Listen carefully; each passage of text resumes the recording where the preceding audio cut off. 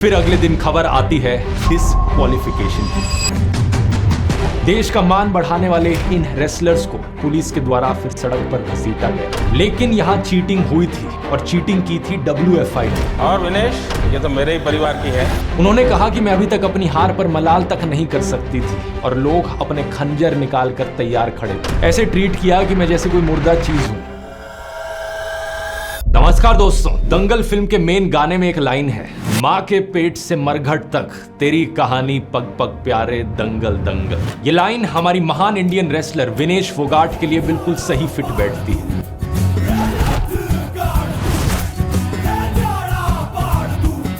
बचपन से लेकर अब तक उनकी जिंदगी एक दंगल ही रही है। किन किन चीजों से फाइट बैक करके वो यहां तक पहुंची, पेरिस ओलंपिक्स में एग्जैक्टली उनके साथ क्या हुआ, ये पूरी कहानी आज के वीडियो में हम जानेंगे। जो लोग उनके खिलाफ रहे उन्हें एक्सपोज किया जाएगा और उनसे विनेश के आंसुओं का हिसाब भी मांगा जाएगा।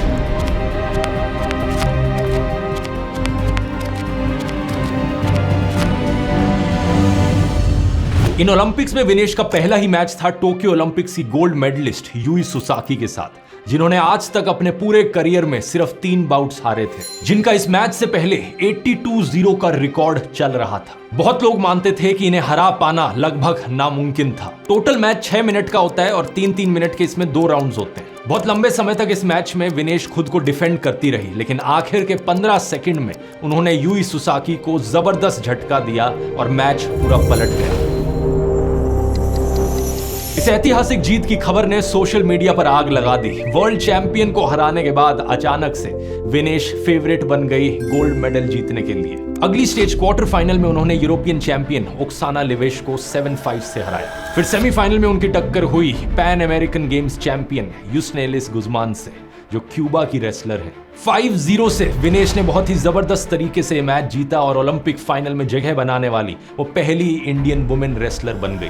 उनका फाइनल मैच होना था अमेरिकी रेसलर सारा हिल्डेब्रैंड के खिलाफ, जिन्होंने टोक्यो ओलंपिक्स में ब्रॉन्ज मेडल जीता था। इनके साथ विनेश की 2019 में 2 बाउट्स हुई थी 53 केजीज में। इन दोनों मैचेस को विनेश ने जीता था। इसे कंसिडर करते हुए और विनेश के मोमेंटम को देखकर इनका गोल्ड मेडल जीतने का चांस ऑलमोस्ट श्योर लग रहा था, लेकिन फिर अगले दिन खबर आती है disqualification. Vinesh Phogat Paris Olympic से डिस्क्वालीफाई हो गई है। Disqualified on account of being overweight. सिर्फ 100 ग्राम वजन ज्यादा होने की वजह से विनेश को डिस्क्वालीफाई कर दिया जाता है। पहले दिन उनका वजन था 49.9 केजीज। ये वे इन करने के बाद एक रिकवरी मील लिया जाता है, जिससे कि थोड़ी स्ट्रेंथ मिल सके और थोड़ा सा पानी पिया जाता है। इस रिहाइड्रेशन की वजह से वजन बढ़ता है, ये नॉर्मल बात है। प्लानिंग कुछ ऐसी करी गई थी कि विनेश का वजन सिर्फ 1.5 किलो ही बढ़े, जिसे रात भर में कट डाउन किया जा सके, और जब सुबह दूसरा जब वे इन लिया जाए फाइनल मैच से पहले, तब वजन वापस से 50 किलोस के नीचे आ जाए। लेकिन कैलकुलेशन में कुछ गड़बड़ी हो जाती है। विनेश का वजन सेमीफाइनल मैच करने के बाद 52.7 केजीज पर था। अगली सुबह 7:15 पर दोबारा वजन लिया जाना था। उनके पास 12 घंटे का समय था और 2.7 केजीज वजन लूज करना था। इसी के चलते वो रात को 1 मिनट भी नहीं सोई, एक घूंट पानी तक नहीं पिया और ना ही कुछ खाना खाया। पूरी रात वो दौड़ती रही, रस्सी कूदती रही, साइकिलिंग की, सोना का इस्तेमाल किया, बाल भी काट लिए और अपना खून भी निकाल लिया। ये सब करने के बाद 2.6 किलो वजन तो कम हो गया था, लेकिन जब सुबह के 7:15 हुए, 100 ग्राम एक्स्ट्रा वजन फिर भी रह गया था। थोड़ा सा टाइम और होता तो वो ये वजन भी कम कर लेती, लेकिन वे इन के लिए जो समय था वो 7:15 से लेकर 7:30 बजे तक का था। अफसोस ये पॉसिबल ना हो सका। इस वक्त एक बड़ी खबर आपको बता देते हैं, ओलंपिक में विनेश फोगाट अयोग्य घोषित कर दी गई है। 2012 के ओलंपिक गोल्ड मेडलिस्ट और 6 time world champion American athlete Jordan Burroughs ने ट्विटर पर अपील की कि रूल्स में बदलाव किए जाए और विनेश को सिल्वर मेडल दिया जाए। ये पूरा वजन घटाने का प्रोसेस इतना मुश्किल इसलिए भी था क्योंकि विनेश का नेचुरल वेट 55-56 किलो के आसपास है, इसलिए 50 किलो तक लाना मुश्किल होता है। हालांकि ऐसा भी नहीं है कि ये इम्पॉसिबल हो और विनेश पहली बार इस कैटेगरी में कंपीट कर रही हो। जुलाई के महीने में ही इन्होंने स्पेनिश ग्रांड प्री में गोल्ड मेडल जीता था, वो भी 50 किलो की कैटेगरी में ही था। इसी कैटेगरी में इन्होंने ओलंपिक कोटा भी हासिल किया था, और इस कैटेगरी में ही ये क्यों आई, इससे ऊपर की 53 केजी वाली कैटेगरी में क्यों नहीं गई, इसके पीछे सीधा कारण है कि 53 केजी कैटेगरी का कोटा अंतिम पंघाल को चला गया था। इसकी बात आगे डिटेल में करते हैं वीडियो में कि अंतिम को लेकर क्या कंट्रोवर्सी हुई थी, लेकिन इस घटना के बाद विनेश फोगाट ने अपना रिटायरमेंट अनाउंस किया ट्विटर पर। मां कुश्ती मेरे से जीत गई, मैं हार गई, माफ करना आपका सपना, मेरी हिम्मत, सब टूट चुके, इससे ज्यादा ताकत नहीं रही अब। अलविदा कुश्ती 2001 से 2024। इस घटना के बाद हमारे स्पोर्ट्स मिनिस्टर मनसुख मांडवीय संसद में पैसे गिनवाने लगे कि इन्होंने विनेश के ऊपर 70 लाख लगा दिए। इनको पेरिस ओलंपिक चक्र के लिए कुल 70,45,775 की वित्तीय सहायता दी गई है।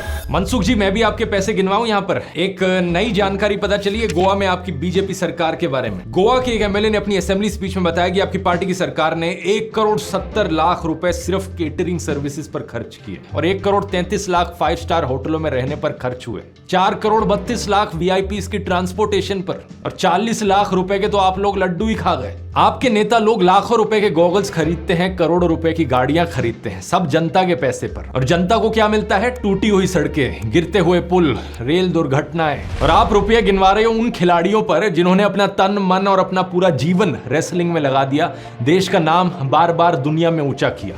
बीजेपी सांसद हेमा मालिनी की तरफ से भी एक बड़ा कैजुअल इनसेंसिटिव रिमार्क आया। बड़ा अजीब सा भी लगता है कि 100 ग्राम की वजह से वो डिस्क्वालीफाई हो गई। I wish she loses that 100 gram quickly, लेकिन मिलेगा नहीं अभी। दूसरी तरफ सोशल मीडिया पर भी ढेर सारे लोग विनेश का मजाक उड़ाने लगे, उन्हें ही ब्लेम करने लगे उनकी इस हार के पीछे। इन लोगों को मैं कहना चाहूंगा कि थोड़ी एम्पैथी रखकर देखो। एक बार आप विनेश फोगाट की पूरी कहानी सुनोगे, आपकी आंखों से आंसू आने लग जाएंगे। कितने उतार चढ़ाव और कितने स्ट्रगल्स कोई सह सकता है अपने करियर में, आप हैरान हो जाएंगे देखकर। सही मायनों में इनकी कहानी पर दंगल का पार्ट 2 बन सकता है। ये कहानी शुरू होती है आज से 30 साल पहले। हरियाणा के गांव बलाली में विनेश का जन्म होता है। ये केवल 9 साल की थी जब उनके सिर से पिता का साया उठ गया। उनकी मां प्रेमलता ने ही उन्हें बड़ा किया। उन्होंने कैंसर से भी लड़ाई लड़ी। विनेश बार बार कहती हैं कि उनकी मां से ही उन्हें हिम्मत मिली। विनेश की ट्रेनिंग करवाई उनके ताऊ महावीर फोगाट ने, साथ में उनकी बहन प्रियंका और उनकी कजन्स गीता, बबीता, रितु और संगीता।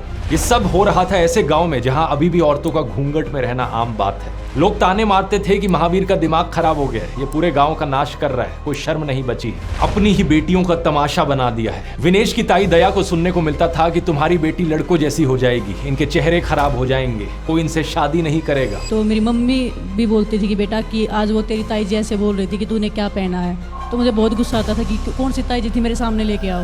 दंगल फिल्म में मोस्टली सबसे बड़ी बहन गीता की कहानी को दिखाया गया है, जिन्होंने 2010 के कॉमनवेल्थ गेम्स में गोल्ड मेडल जीता था। ऐसा करने वाली वो पहली इंडियन वुमेन रेसलर बनी थी। इसके बाद 2012 में जब उन्होंने ओलंपिक्स में क्वालिफाई किया, उसमें भी वो पहली इंडियन फीमेल रेसलर थी। जब आप अपने आसपास किसी को सक्सेसफुल होते हुए देखते हैं तो उससे इंस्पायर्ड होना काफी नेचुरल बात होती है।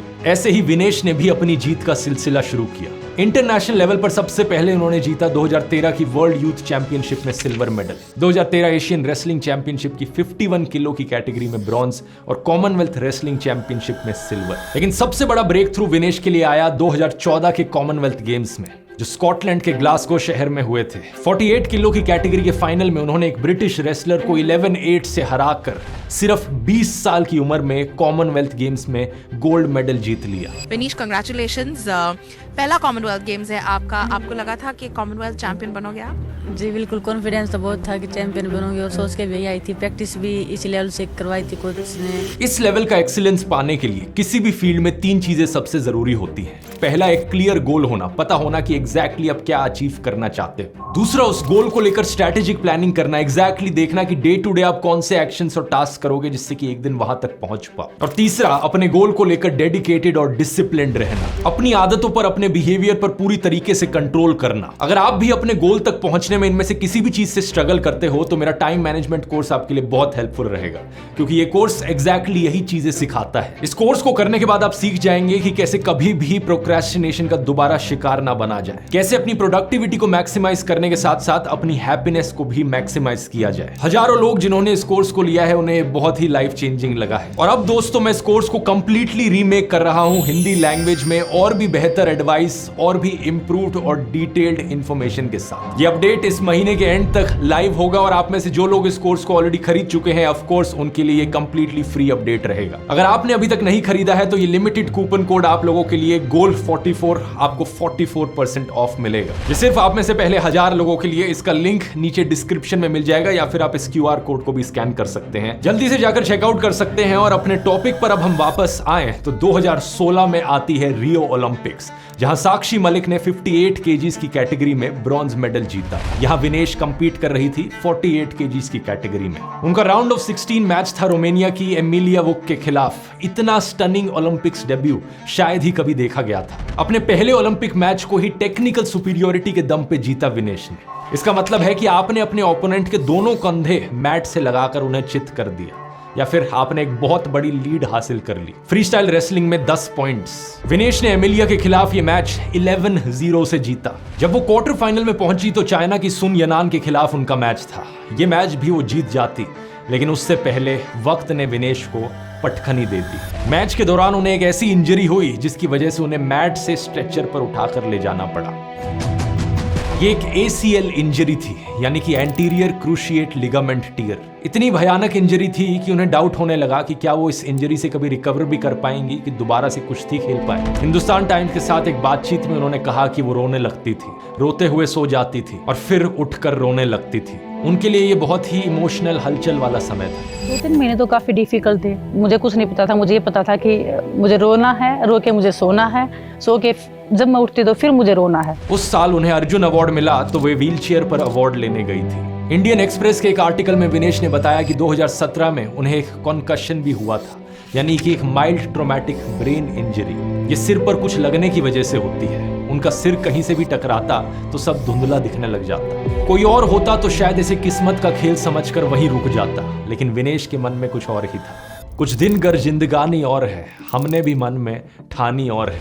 2 साल के गैप के बाद वो रेसलिंग में अपना कमबैक करती हैं। 2018 में ऑस्ट्रेलिया में गोल्ड कोस्ट कॉमनवेल्थ गेम्स। यहाँ राउंड रॉबिन फॉर्मेट था, यानी रेसलर्स को 4 के ग्रुप्स में डाला जाता और यहाँ हर एक रेसलर को बाकी 3 रेसलर्स के साथ मैच करना होता। विनेश का फाइनल मुकाबला यहाँ पर हुआ कनाडा की जेसिका मैकडोनाल्ड के साथ, और जिस अंदाज में उन्होंने ये मैच जीता, उस हिस्टोरिक मैच की एक झलक स्क्रीन पर देखनी तो बनती है।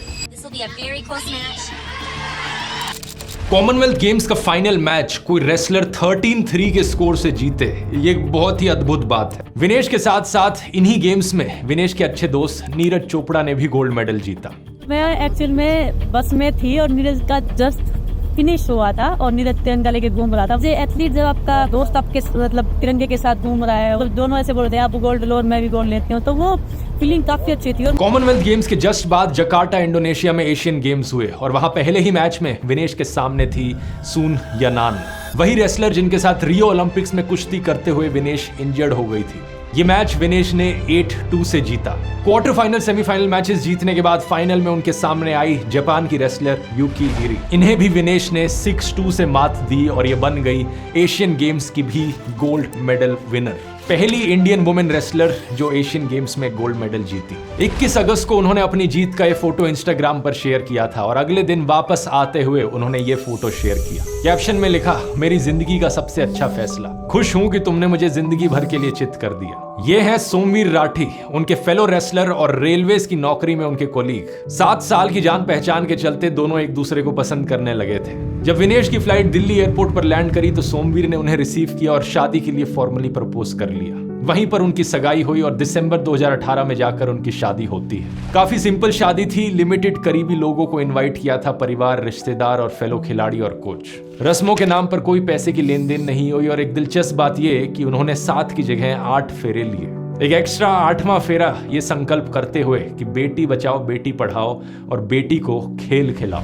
कजाकिस्तान में हुई 2019 की वर्ल्ड चैंपियनशिप, यहाँ विनेश ने ग्रीक रेसलर को चित करते हुए ब्रॉन्ज मेडल अपने नाम लिया और टोक्यो ओलंपिक्स में इसी तरीके से अपनी जगह पक्की बना ली। रियो ओलंपिक्स और टोक्यो ओलंपिक्स के बीच में 17 टूर्नामेंट्स खेले थे विनेश ने और इन 17 में से 16 टूर्नामेंट्स में मेडल जीते, 9 गोल्ड, 6 सिल्वर और 1 ब्रॉन्ज। लेकिन फिर किस्मत दोबारा मोड़ ले लेती है। कोविड पैंडेमिक दुनिया भर में आ जाता है। आपको बचाने के लिए संपूर्ण लॉकडाउन होने जा रहा है। शहर कर पा रहे, कोरोना वायरस भारत में भी पैर पसार रहा है। 2020 की टोक्यो ओलंपिक्स को 1 साल पोस्टपोन कर दिया जाता है और ये 2021 में होती है। Japan's Prime Minister announced that he and the International Olympic Committee president agreed to postpone the games until 2021. Vinesh अब 53 केजीज की कैटेगरी में थी और इस पॉइंट तक ये सिर्फ इंडिया की ही नहीं बल्कि पूरी दुनिया की रेसलिंग की क्वीन बन चुकी थी। सही सुना आपने, ये वर्ल्ड नंबर 1 बन चुकी थी अपनी वेट क्लास में। इसलिए इन्हें एक ओलंपिक मेडल जीतने का बड़ा ही ताकतवर दावेदार देखा जा रहा था। लेकिन दुनिया की नजरों से दूर उनके साथ कुछ अलग ही मामला चल रहा था। 2 साल पहले पता चलता है कि उन्हें डिप्रेशन से डायग्नोस किया गया है। वो स्पेन में थी जब उन्हें महसूस हुआ कि उनके साथ कुछ गड़बड़ है। उन्हें नींद नहीं आती थी, कई दिन तक वो जागते रहती थी। जब वापस लखनऊ कैंप आई तो चीजें ज्यादा प्रॉब्लमैटिक हो गई। कोई कोच उनसे हल्की सी ऊंची टोन में बात कर लेता तो उन्हें रोना आ जाता। एशियन चैंपियनशिप के दौरान उन्हें महसूस हुआ कि ये बीमारी उन्हें खत्म कर डालेगी। उन्होंने बताया कि उनके परिवार के सब लोग उनकी मदद करते थे, लेकिन वो अपनी अंदर की सारी बातें सबको नहीं बता पाती थी। इसलिए उन्होंने एक साइकोलॉजिस्ट से कंसल्ट किया। अगस्त 2020 में उन्हें कोविड भी हो जाता है, जिसके बाद उनका शरीर ढंग से प्रोटीन डाइजेस्ट नहीं कर पाता। सोचकर देखिए, एक रेसलर का तो पूरा खेल ही मसल्स और प्रोटीन पर डिपेंड करता है। अप्रैल 2021 में जब वो एशियन चैंपियनशिप से वापस आई तो वो दोबारा से कोविड पॉजिटिव डायग्नोस होती है। कुछ समय बाद जब वो ठीक होती हैं और बुल्गारिया जाती हैं तो पता चलता है कि उनके पूरे परिवार को कोविड हो गया है। जब देश के लिए खेल रहे किसी खिलाड़ी के साथ ऐसा हो तो सरकार से, अथॉरिटीज से और रेसलिंग फेडरेशन ऑफ इंडिया से क्या उम्मीद करी जा सकती है? यही ना कि वो खिलाड़ी की हर एक समस्या को लेकर कुछ ना कुछ सोल्यूशन निकालेंगे। Coaching, counselling, treatment, nutritionist, physiotherapist, जो भी कुछ चाहिए वो रेडिली अवेलेबल कराया जाएगा। लेकिन यहाँ पर कुछ और ही मामला चल रहा था। जब हम ऐसे कोई बोल देते कि हमें इस कंपटीशन में जाना है या हमारे साथ में जो स्पोर्टिंग स्टाफ है वो अच्छा नहीं है, हमें और अच्छा चाहिए या कोई भी चीज़, तो भी बचपन को पसंद नहीं आता था। वो बहुत चिढ़ जाते थे उसी चीज़ से और उस एथलीट के पीछे लग जाते थे मेंटली टॉर्चर करने के लिए। इसका एक एग्जाम्पल टोक्यो ओलंपिक्स में भी देखने को मिला। विनेश के बार बार रिक्वेस्ट करने पर भी उन्हें उनकी डेडिकेटेड फिजियोथेरेपिस्ट नहीं दी गई। किसी रेसलर की मैच से पहले वेट कटिंग करना, बाउट के बाद स्ट्रेंथ रीगेन करना और फिर से वेट कटिंग करना, ये सब बहुत टेक्निकल मामला होता है और इसी सब के लिए एक डेडिकेटेड फिजियोथेरेपिस्ट चाहिए होता है। लेकिन विनेश के लिए थी सिर्फ वही फिजियोथेरेपिस्ट जो टोक्यो ओलंपिक्स में शूटिंग टीम के साथ गई हुई थी। वो अनफॉर्चुनेटली उनकी मदद नहीं कर सकी जैसे कि कोई रेगुलर फिजियोथेरेपिस्ट करता। विनेश ने कहा कि आखिरी दिन पर जब मैं अपना वेट कट कर रही हूँ, क्या मैं ये सब समझाऊं कि रेसलिंग में कैसे क्या होता है या खुद पर फोकस करूं। एज ए रिजल्ट वो खुद ही अपनी फिजियोथेरेपिस्ट बनी। अपने रेसलिंग बाउट के दिन जब वो सुबह उठी तो उन्हें दर्द सा महसूस हुआ, उन्हें वॉमिटिंग होने लगी। स्टेडियम जाते हुए बस में उन्होंने अपनी फिजियो पूर्णिमा से पूछा कि वो क्या कर सकती हैं। विनेश का पहला मैच था रियो ओलंपिक्स की ब्रॉन्ज मेडलिस्ट सोफिया मैटसन के साथ। विनेश ने 7-1 से मैच जीता, लेकिन उनकी तबीयत बिगड़ती जा रही थी। उन्हें वॉमिटिंग जैसा महसूस हो रहा था, इसलिए वो कुछ खा नहीं सकती थी। उन्होंने 2 नमक के कैप्सूल्स लिए, कोई फायदा नहीं हुआ। उन्होंने कुछ ब्रीदिंग एक्सरसाइज की, कोई फायदा नहीं हुआ।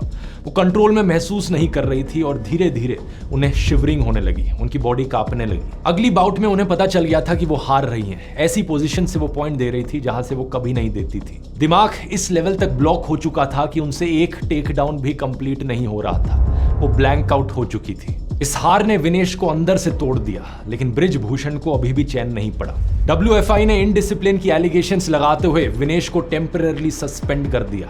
इन्हें एक शो कॉज नोटिस इशू किया गया इनडिसिप्लिन के 3 चार्जेस पर। एक, इन पर आरोप लगाया कि अपनी टीममेट्स के साथ नहीं रही और उनके साथ ट्रेनिंग नहीं करी। दूसरा एक कारण बताया कि इन्होंने अपनी official kit sponsor Shiv Naresh की जर्सी नहीं पहनी थी मैच के दौरान। विनेश ने सीनियर लॉयर विदुषपत सिंघानिया के जरिए WFI नोटिस का फॉर्मल रिप्लाई किया। उन्होंने बताया कि वो सिर्फ IOC और जापानीज गवर्नमेंट की क्वारंटीन रूल्स और रेगुलेशंस को फॉलो कर रही थी। वहां आने से पहले वो हंगरी में ट्रेनिंग कर रही थी अपने कोच वुलियाकोस के साथ। इंडियन कंटिंजेंट 3 दिन के क्वारंटीन में था, लेकिन जब वो एक दिन वहां पहुंची, हंगरी में सीधा आने की वजह से उन्हें क्वारंटीन में नहीं जाना था। अगर वो जाती तो कोविड का स्प्रेड होने का रिस्क बढ़ता, इसलिए वो इंडियन 400x4 वुमेन एथलीट्स के साथ रुकी थी। इसलिए उन्होंने कोई नियम नहीं तोड़ा था। उन्होंने कहा कि विनेश ने अपने सभी ट्रेनिंग सेशंस में इंडियन टीम के स्पॉन्सर की ऑफिशियल किट पहनी थी। रेगुलरली पहनने के कारण उसे वॉश नहीं करवा पाए। कंपटीशन शुरू होने से पहले उनकी तबीयत खराब हो गई, उन्हें वॉमिटिंग हुई और इसी सब के बीच वो ये इंश्योर नहीं कर पाई कि उनकी ऑफिशियल जर्सी उनके पास है भी या नहीं। उनसे ये गलती जरूर हुई, लेकिन ये अनइंटेंशनल और इनकरेक्ट प्लानिंग की वजह से गलती हुई। ब्रिजभूषण शरण सिंह ने उनके फॉर्मल रिस्पॉन्स के जवाब में लेटर इशू किया कि ये जवाब सेटिस्फैक्ट्री नहीं है, लेकिन तुम्हें माफ किया जाता है। लेकिन अगर आगे से गलती हुई तो रेसलिंग फेडरेशन को तुम पर लाइफ टाइम बैन लगाना होगा। विनेश ने इंडियन एक्सप्रेस में अपने ओपन रिस्पॉन्स में सिमोनी बाइल्स की बात की। 24 साल की वो अमेरिकन जिम्नास्ट जिन्होंने मेंटल हेल्थ की बात कहते हुए टोक्यो ओलंपिक से एक इवेंट से विड्रॉ कर लिया था। यूएसए जिम्नास्टिक्स ने कहा था कि वो सिमोनी के डिसीजंस को होल हार्टेडली सपोर्ट करते हैं और उनकी इस बहादुरी की तारीफ करते हैं कि उन्होंने अपने वेलबींग को प्रायोरिटाइज किया। विनेश ने लिखा कि हम सिमोनी बाइल्स को तो सेलिब्रेट करते हैं, लेकिन क्या इंडिया में कोई ये कह सकता है? इवेंट से निकलने की बात तो छोड़िए, ये कहकर ही दिखा दीजिए कि आप तैयार नहीं है इस इवेंट के लिए। उन्होंने कहा कि मैं अभी तक अपनी हार पर मलाल तक नहीं कर सकती थी और लोग अपने खंजर निकाल कर तैयार खड़े थे। ऐसे ट्रीट किया कि मैं जैसे कोई मुर्दा चीज हूं। किसी ने ये नहीं पूछा कि विनेश क्या हुआ, बल्कि वो अपने जजमेंट्स पास करने लग गए कि तुम्हें प्रेशर फील हो गया, तुम्हें ऐसा फील हुआ, वैसा फील हुआ। मैट पर मैं थी तो मुझे पता होगा ना कि कैसा फील हुआ, कोई मुझसे तो पूछ लो। प्रेशर हर एक एथलीट पर होता है, मुझ पर भी था, रियो में और टोक्यो में भी, लेकिन प्रेशर को हैंडल करना मुझे आता है। मैं किसी प्रेशर की वजह से नहीं हारी। इसके बाद विनेश ने पूरी बात बताई कि किस तरीके से उनकी रिपीटेड रिक्वेस्ट के बाद भी उनकी डेडिकेटेड फिजियोथेरेपिस्ट उन्हें नहीं दी गई थी। किस तरीके से उनकी तबीयत खराब हुई थी, उन्हें वॉमिटिंग आई थी और सेकंड बाउट के दौरान वो ब्लैंक हो गई थी। इतना ही नहीं, WFI ने विनेश के कोच वोलर एकोस पर भी सवाल उठाए थे। वोलर विनेश को 2018 से कोच कर रहे थे और विनेश के सक्सेस में इनका बहुत ज्यादा बड़ा कंट्रीब्यूशन रहा है। विनेश की कंसंट्रेशन, मोटिवेशन और टेक्निक के पीछे एकोस को बहुत बड़ा कंट्रीब्यूशन बताया जाता है। इन्होंने विनेश को अलग अलग देशों के रेसलर्स के साथ भी प्रैक्टिस करवाई ताकि विनेश इस लेवल तक पहुंच पाए। इसी तरह बजरंग पुनिया के जॉर्जियन कोच शाको बेंटिंडिस और रवि धैया के रशियन कोच कमाल मलिकोव का भी उनके सक्सेस में बहुत कंट्रीब्यूशन रहा है। लेकिन जाने क्यों WFI को फॉरेन कोचेस से दिक्कत हो रही थी। कहा गया कि एकोस विनेश के साथ अपनी वाइफ मारियाना सोस्टिन को भी ट्रेन कर रहे थे। विनेश ने बताया कि मारियाना एक 4 टाइम ओलंपियन है और विनेश की ट्रेनिंग में उन्होंने मदद ही की है। जब कोविड आया था तो एकोस अपने 1 साल के बेटे को हंगरी में छोड़कर लखनऊ आए ताकि विनेश की मदद कर सके। अपनी पर्सनल लाइफ की भी उन्होंने परवाह नहीं करी विनेश को ट्रेनिंग करवाने के लिए, इसलिए उन्हें कैसे ब्लेम किया जा सकता है। 3 साल इन्हीं कोच और फिजियोथेरेपिस्ट के साथ उन्होंने इतने सारे मेडल जीते। यहाँ इंटरेस्टिंग बात पता है क्या, वोलर एकोस और शाको जैसे जो फॉरेन कोचेज हैं, इन्हें स्पोर्ट्स NGOs ने रोप इन किया था, ओलंपिक गोल्ड क्वेस्ट और JSW जैसे NGOs। सवाल ये कि WFI को इससे प्रॉब्लम क्यों थी। इसके बाद भी कहा गया कि ये NGO अपना इंटरफेरेंस बंद करे, ये हमारे रेसलर्स को स्पॉइल कर रहे हैं और WFI खुद से अपने एथलीट्स का खर्चा उठा सकता है। लेकिन अगर ऐसा है तो विनेश को टोक्यो ओलंपिक्स में डेडिकेटेड फिजियोथेरेपिस्ट क्यों नहीं दिया गया? ऐसे अच्छे कोचेस को WFI ने क्यों नहीं हायर किया? यानी ये खुद से तो कुछ करेंगे नहीं और कोई अगर स्पोर्ट्स NGO यहाँ पर हमारे रेसलर्स की मदद करने की भी कोशिश करे तो उसे भी ये करने नहीं देंगे। नवंबर 2021 में JSW और OGQ इन 2 NGOs को फोर्स किया जाता है कि रेसलर्स के साथ अगर कोई भी कॉन्ट्रैक्ट करना है तो उससे पहले WFI की इन्वॉल्वमेंट होनी जरूरी है। वही WFI जिसके चीफ ब्रिजभूषण सिंह थे उस वक्त। इसी समय WFI ने अपनी पॉलिसी में एक बड़ा कंट्रोवर्शियल बदलाव भी किया कि अगर कोई रेसलर अपना ओलंपिक कोटा जीत लेता है तो उसके बाद भी उसे ट्रायल के लिए कहा जा सकता है। और इसमें एक बड़ी अजीबोगरीब कंडीशन डाली गई कि अगर WFI को यह जरूरी लगता है तभी ट्रायल होगा, वरना नहीं होगा। मतलब ये पॉलिटिशियंस पूरी तरीके से हमारे एथलीट्स पर कंट्रोल जमाना चाहते थे, हर एस्पेक्ट को कंट्रोल करना चाहते थे। WFI की ये नॉनसेंस आगे ऐसे ही चलती रही। 2021 में वर्ल्ड चैंपियनशिप के लिए नेशनल ट्रायल्स चल रहे थे जब विनेश ने बीच में ही विड्रॉ कर लिया। पता चला कि उन्हें एल्बो में चोट थी जिसकी वजह से उन्हें सर्जरी करवानी पड़ी। इसके बाद उन्होंने सोशल मीडिया पर अपनी फोटो शेयर करते हुए लिखा, एल्बो सर्जरी हो गई, फर्क नहीं पड़ता कि मैं कितनी बार गिरूं, मैं फिर से उठ जाऊंगी। और एक बार फिर से विनेश फोगाट उठी, गोल्ड मेडल जीत कर उठी। 2022 के बर्मिंघम कॉमनवेल्थ गेम्स में विनेश ने अपना 3रा कॉमनवेल्थ गोल्ड मेडल जीता। 2014 में गोल्ड, 2018 में गोल्ड, 2022 में गोल्ड, लगातार 3 कॉन्जिक्यूटिव कॉमनवेल्थ गेम्स में गोल्ड मेडल्स जीते। इसके बाद बेलग्रेड में हुई वर्ल्ड चैंपियनशिप में उन्होंने फिर से ब्रॉन्ज मेडल जीता। लेकिन इन्हीं सब चीजों के बीच ब्रिजभूषण के खिलाफ जनता का आक्रोश बढ़ने लगा। 2023 में ब्रिजभूषण शरण सिंह के खिलाफ सेक्सुअल मिसकंडक्ट के एलिगेशंस लगे। ब्रिजभूषण जब भी बाहर जाते थे कोई भी इंटरनेशनल कंपटीशन में तो वो लड़कियों के फ्लोर पे रूम लेते थे, वैसे मेंटली टॉर्चर करते थे लड़कियों को और लड़कियों को रूम में बुलाने की ट्राई करते थे, सिंगल लड़की रूम में आके उनसे मिले। विनेश फोगाट, बजरंग पुनिया और साक्षी मलिक ने प्रोटेस्ट को लीड किया। सिर्फ FIR दर्ज करवाने के लिए भी इन रेसलर्स को जंतर मंतर पर धरने के लिए बैठना पड़ा। विनेश ने कहा कि अगर देश की रेसलिंग को सुधारने के लिए उनका खेल खराब हो जाए कोई बात नहीं, देश का मान बढ़ाने वाले इन रेसलर्स को पुलिस के द्वारा फिर सड़क पर घसीटा गया। ये फोटोज जो इतिहास के पन्नों में रची जाएंगी।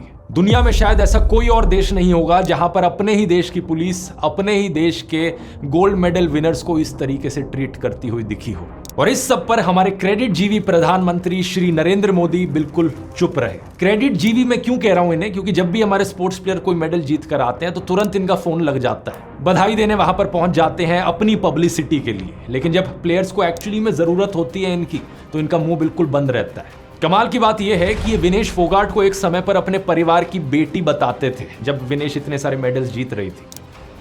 और विनेश, ये तो मेरे ही परिवार की है।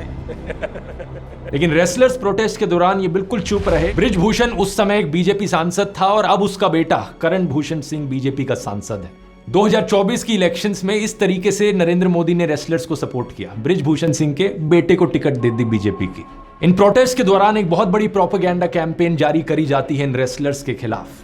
आमतौर पर जब मीडिया ट्रायल होता है तो वो अक्यूज लोगों के खिलाफ होता है, लेकिन यहां पर जो विक्टिम्स हैं उनके खिलाफ मीडिया ट्रायल चल रहा था। इतने सारे झूठ इनके खिलाफ फैलाए गए, एआई का इस्तेमाल किया गया इनके चेहरों को मॉर्फ करने के लिए, ये दिखाने के लिए कि ये तो प्रोटेस्ट करते वक्त हंस रहे थे। विनेश, साक्षी और बजरंग को बदनाम करने के लिए इनके आईटी सेल ने कोई कसर पूरी नहीं छोड़ी। इस चीज पर मैंने एक पूरा सेपरेट वीडियो बनाया था, ये वाला था। अगर आपने नहीं देखा तो इसका लिंक डिस्क्रिप्शन में डाल देता हूँ। जो बीजेपी के सो कॉल्ड अंधभक्त है, मैं उनसे एक बात पूछना चाहता हूँ। मान लीजिए आपके घर का कोई बच्चा कहीं ट्यूशन पढ़ने जाता है और आपको एक दिन पता चलता है कि उस ट्यूशन के कोचिंग सेंटर का जो मालिक है उसके खिलाफ एक समय पर 38 केसेस लगे हुए थे। 17 केस अयोध्या में, 12 केस फैजाबाद में, 8 केस नवाबगंज में और एक दिल्ली में। आईपीसी के अलग अलग सेक्शंस में केस रजिस्टर हुए थे, जैसे कि murder, attempt to murder, arms act, UP gangsters act. आपको पता चलता है कि ये कोचिंग सेंटर का मालिक एक मर्डर तो खुद ही कैमरा पर कबूल करता है, और फिर पता चलता है कि इसके खिलाफ सेक्सुअल हैरेसमेंट के भी आरोप लगे हैं। मैं आपसे पूछना चाहूंगा, क्या आप अपने बच्चे को ऐसे कोचिंग सेंटर में फिर भी भेजेंगे, या फिर आप कहोगे कि कोई बड़ी चीज नहीं है, ये सारी चीजें तो बस एक्यूजिशंस हैं, अभी भी कोई चार्ज साबित नहीं हुआ है कोर्ट में, और ये कोचिंग सेंटर का मालिक तो वैसे भी बीजेपी सपोर्टर है, इसलिए कोई बात नहीं। खुद से सोचकर देखो, खुद को उस पोजीशन पर रखकर देखो। अगर आप अपने बच्चों को ऐसे कोचिंग सेंटर में नहीं भेजेंगे तो कैसे एक्सपेक्ट कर सकते हो कि हमारे रेसलर्स एक ऐसे WFI चीफ के अंडर काम करें। जो रेसलर्स वहां आते हैं, लड़के हों या लड़की हों, वो भी किसी के बच्चे ही होंगे ना। कहां गई ministry of women and child affairs, कहां है ये नेशनल कमीशन फॉर वुमेन? ये पूरे सरकारी सिस्टम का फेलियर है कि ऐसी जगह पर ऐसे आदमी को कंटिन्यू करने दिया गया। बाद में इलेक्शंस हुए तो बृजभूषण का प्रॉक्सी संजय सिंह ही प्रेसिडेंट बन गया। इसी के प्रोटेस्ट में साक्षी मलिक ने अपनी रिटायरमेंट अनाउंस करी थी। मैं अपनी कुश्ती को त्यागती हूँ और मैं आज के बाद कभी भी आपको वहां नहीं दिखूंगा। बाद में साक्षी मलिक को टाइम मैगजीन की वर्ल्ड्स 100 मोस्ट इन्फ्लुएंशियल पीपल की लिस्ट में भी शामिल किया गया। लेकिन विनेश फोगाट की हम कहानी पर वापस आए तो एक तरफ यहाँ पॉलिटिक्स चल रही थी और विनेश इंडियन रेसलिंग को, सभी रेसलर्स के लिए एक सेफ स्पेस बनाने की कोशिश कर रही थी, और दूसरी तरफ अगस्त 2023 में एक ट्रेनिंग सेशन के दौरान उनके लेफ्ट लेग में नी इंजरी हो जाती है। एंटीरियर क्रूशिएट लिगामेंट में तो कंप्लीट टियर था ही, उसके साथ लैटरल कोलैटरल लिगामेंट में भी पार्शियल टियर देखने को मिला। उन्होंने कहा कि उनका सपना था अपने 2018 एशियन गेम्स के गोल्ड मेडल को रिटेन करना, लेकिन अब पार्टिसिपेशन संभव नहीं था। डॉक्टर ने सर्जरी करने के लिए कहा। ग्वांगझो में होने वाले इन एशियन गेम्स में ये अपनी इंजरी की वजह से पार्टिसिपेट नहीं कर पाई और इनकी जगह अंतिम पंगाल ने 53 kg कैटेगरी में ब्रॉन्ज मेडल जीता। बाद में उन्होंने वर्ल्ड चैंपियनशिप में भी ब्रॉन्ज मेडल जीता और इसी तरीके से पेरिस ओलंपिक्स में अपना कोटा सिक्योर किया 53 kg की कैटेगरी में। यहाँ एक बात कहनी जरूरी है कि विनेश के लिए हमदर्दी अंतिम के लिए नफरत में नहीं बदलनी चाहिए। माना कि वो ओलंपिक्स में अपने पहले ही बाउट में 10-0 से हार गई, लेकिन खेल में हार जीत चलती रहती है। उनके कोच विकास ने कहा कि अंतिम ने 53 kg का जो कोटा सिक्योर किया था पेरिस ओलंपिक्स में, उन्होंने कोई चीटिंग नहीं करी थी, और ये बात उनकी सही है दोस्तों। लेकिन यहाँ चीटिंग हुई थी और चीटिंग की थी WFI ने। खुद ही इन्होंने पहले रूल बनाया कि कोटा विनर्स को ट्रायल से गुजरना पड़ेगा। एड हॉक कमेटी ने भी एश्योर किया था कि कोटा के लिए ट्रायल होगा, लेकिन 21 मई को अचानक से इन्होंने कहा कि कोई ट्रायल नहीं होगा। उसके ऊपर से नॉनसेंस देखिए, कहते हैं कि ये सिर्फ इस बार के लिए एग्जेम्पशन है, इससे आगे के लिए प्रेसिडेंट इसे ना माना जाए। इस समय पर संजय सिंह WFI के प्रेसिडेंट बन गए थे। तो अगर यहाँ ट्रायल्स होते, अंतिम को विनेश और 3 बाकी रेसलर्स के साथ बाउट करनी पड़ती, क्योंकि जब मार्च में पटियाला के नेशनल इंस्टीट्यूट ऑफ स्पोर्ट में ट्रायल्स हो रहे थे तो 53 kg की कैटेगरी में विनेश ने टॉप 4 में फिनिश किया था। अगर ट्रायल्स होते तो विनेश यहाँ पर शायद अंतिम को डिफीट कर पाती और पेरिस ओलंपिक्स में 53 kg में कंपीट कर पाती, लेकिन WFI ने यह मौका विनेश से छीन लिया और विनेश को उस समय ही शक हो गया था। विनेश को उस समय से ही लगने लगा था कि WFI की बातों पर भरोसा नहीं किया जा सकता, क्या पता कि कोटा ट्रायल्स ये करवाए ही ना। इसीलिए विनेश फोगाट ने एक बड़ा बोल्ड डिसीजन लिया पटियाला के इन ट्रायल्स में उन्होंने 53 केजी की कैटेगरी में ही नहीं बल्कि 50 केजी की कैटेगरी में भी कंपीट किया। दो कैटेगरीज में कंपीट किया ताकि पेरिस ओलंपिक्स में जाने का मौका उनसे ये छिन ना सके। कंगना रनौत जो देश की जानी मानी ट्रोल हैं, उम्मीद है कि वो इस वीडियो को देख रही होंगी। इंस्टाग्राम स्टोरी पर लिखती हैं कि विनेश को प्रोटेस्ट करने के बाद भी मोदी जी ने चांस दिया है। कंगना, ये दंगल है, यहां चांस दिया नहीं जाता, यहां चांस के लिए लड़ना पड़ता है। जब अप्रैल में किर्गिस्तान में एशियन रेसलिंग ओलंपिक क्वालिफायर्स हुए तो वहां विनेश ने 50 केजी कैटेगरी में कंपीट किया और अपने शानदार प्रदर्शन के बलबूते अपना कोटा सिक्योर किया। अगर विनेश 53 केजी कैटेगरी में कोटा ट्रायल्स के भरोसे बैठी रहती, WFI के भरोसे बैठी रहती, तो वो पेरिस ओलंपिक्स कभी पहुंच ही नहीं पाती। संजय सिंह से यह सवाल तो बनता है कि सिर्फ इस बार के लिए कोटा ट्रायल्स क्यों नहीं होने दिए? क्या ये विनेश फोगाट से दुश्मनी निकालने के लिए उन्हें 53 केजी कैटेगरी में कंपीट करने से रोका जा रहा था या कोई और कारण था इसके पीछे? इन सब सवालों के जवाब जरूरी हैं। WFI के रूल्स और रेगुलेशंस में ट्रांसपेरेंसी लाए जाने की जरूरत है। बार बार कहीं ना कहीं हमें सुनने को मिलता है कि स्पोर्ट्स पर्संस को ढंग की फैसिलिटीज नहीं मिल रही। इसका समाधान जरूरी है। ये सब झेलते हुए विनेश फोगाट आगे बढ़ती रही। इंडियन रेसलिंग को उन्होंने एक सेफ स्पेस बनाने की कोशिश करी। इंटरनेशनल रेसलिंग की दुनिया में उन्होंने बहुत से अद्भुत मेडल्स जीते जो उनसे कोई नहीं छीन सकता। विनेश फोगाट का नाम इतिहास में रचा जाएगा। आने वाले मेल और फीमेल स्पोर्ट्स पर्संस उनसे हमेशा इंस्पिरेशन लेते रहेंगे। चाहे पेरिस ओलंपिक्स में उन्हें गोल्ड मेडल भले ही ना मिला हो, लेकिन अपनी इस इंस्पिरेशनल कहानी के बल पर देशवासियों का दिल जीतकर उन्होंने कुछ ऐसा जीत लिया है जो गोल्ड मेडल से भी ज्यादा कीमती है। इनके जीवन की अगली इनिंग्स के लिए इन्हें बेस्ट विशेस। और बस एक चीज मैं यहाँ पर कहना चाहूंगा, एक रिक्वेस्ट है मेरी विनेश फोगाट से कि जब आप इतने बड़े सेलिब्रिटी बन गए हो, अब बाकी सेलिब्रिटीज की तरह अनहेल्दी शुगर लोडेड प्रोडक्ट्स मत प्रमोट करना प्लीज जनता के सामने। जो कुछ भी करे सोच कर करें। अगर आप अपने टाइम के मास्टर बनना चाहते हैं तो टाइम मैनेजमेंट कोर्स का लिंक नीचे डिस्क्रिप्शन में है या इस QR कोड को स्कैन कर सकते हैं, कूपन कोड GOLF44। और अगर ये वीडियो आपको पसंद आया तो ये वाला वीडियो भी जरूर पसंद आएगा, जहां पे ऐसे ही मैंने एक और ओलंपिक चैंपियन की कहानी सुनाई है। बहुत बहुत धन्यवाद।